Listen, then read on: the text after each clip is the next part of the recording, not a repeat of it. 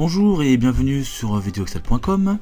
Dans cette vidéo, nous allons essayer de calculer donc le chiffre d'affaires ici donc mensuel, donc du mois de janvier, février ou bien mars, en fonction du choix effectué ici dans la liste déroulante, calculé donc ici en G2.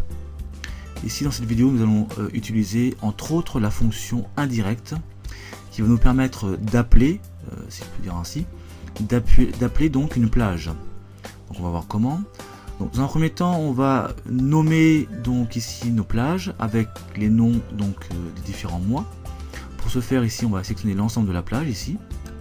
Puis, on va se diriger vers formule, gestionnaire de nom, ou alors directement créer à partir de la sélection. Voilà. Ici, Excel nous propose donc de créer un nom à partir de la ligne du haut. C'est ce que je souhaite puisque je veux que cette colonne s'appelle janvier, celle-ci février et ainsi de suite. Donc je valide par OK. Voilà. Donc on peut le vérifier. Si je sélectionne uniquement les montants ici, j'aurai au niveau de la zone de nom le mois de mars qui apparaît. Pareil pour le mois de janvier ici. Voilà. Ou alors le mois de février. Bien. Donc on va se servir de ça maintenant ici dans cette formule ici en G2. Donc avant tout c'est une somme, donc égale somme. Voilà. Et donc c'est à partir de maintenant qu'intervient donc la fonction indirecte qui en fait qui va renvoyer donc une plage de manière indirecte. Alors pourquoi de manière indirecte? Puisque on va faire appel à un nom qui lui-même va faire appel à la plage. Donc ici le nom, on a le choix entre janvier, février et mars, mais en fait ici ça va être simplement la référence ici, le contenu de la fonction de la cellule F2 qui est derrière ici. On peut pas, donc vous voyez bien qu'on ne peut pas ici comment dirais-je mettre cliquer pardon sur F2. Donc je me positionne pardon ici et avec la touche donc directionnelle vers le haut, je me positionne pardon au niveau de la cellule F2.